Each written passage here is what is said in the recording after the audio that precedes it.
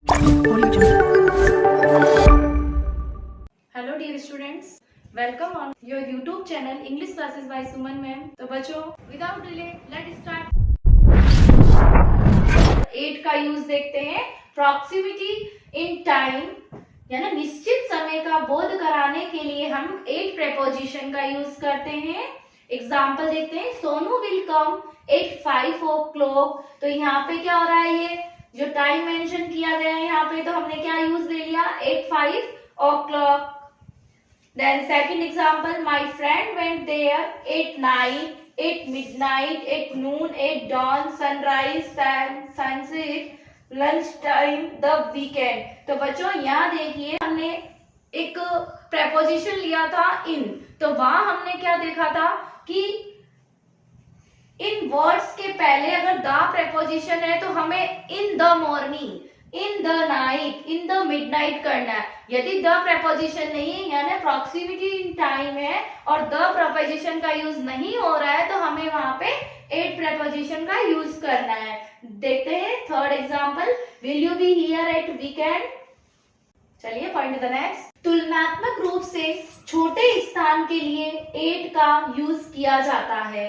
तो देखिए बच्चों, कल हमने इन प्रेपोजिशन लिया था, ये मैं आज क्यों लेकर के आई 8 प्रेपोजिशन, ताकि मैं इन, कल मैंने रीड करवाया था आपको, तो आज आपका थोड़ा सा उसका क्विक रिवाइज हो जाएगा कि आई लिव एट वैशाली नगर इन अजमेर। तो ध्यान देना बच्चों, यदि किसी बड़े स्थान की बात हो रही है, बड़ी सिटी की बात हो रही है, तो वहां हमें इन प्रेपोजिशन का यूज करना, और उसी का कोई छोटा सा प्लेस हो रहा है तो वहां हमें लेना है 8 का यूज। तो देखिए एक एग्जाम्पल मैं तो चलिए देखते हैं एक एग्जाम्पल कि I live at Nagaur district in Rajasthan. तो इन राजस्थान क्यों आया, क्योंकि राजस्थान बड़ा स्टेट है और उसके बीच में एक छोटा प्लेस है जो क्या है, डिस्ट्रिक्ट। तो वहां हमने डिस्ट्रिक्ट के लिए क्या लगा दिया, ए। फिर हमने ऐसे कहा कि आई लिव एट चीपो की पोल मेड़ता सिटी। तो मेड़ता सिटी क्या हो गया, यहाँ पे बड़ी जगह हो गई, और उससे पहले हमने 8 चीपो की पोल लिया,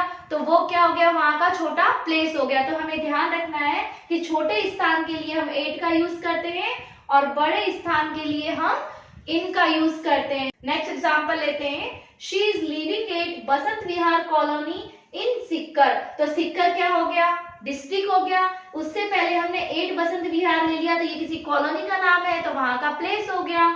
चलिए नेक्स्ट देखते हैं। निश्चित स्थानों के लिए 8 का यूज किया जाता है कि my brother is at school. हम पूछते हैं ना भाई आपका ब्रदर कहाँ है, तो हम क्या बोलते हैं, at school, at door, university, at the party, at a concert, door, the station, the reception. चलिए नेक्स्ट लेते हैं। चलिए सम फिक्स्ड फ्रेजेस में कैसे लेते हैं। ये जो फिक्स्ड फ्रेजेस है, तो इनको तो बच्चों आपको लर्न करना ही पड़ेगा। At the top, at the bottom, at any cost, ये तो बोलते हो ना कि किसी भी कीमत में।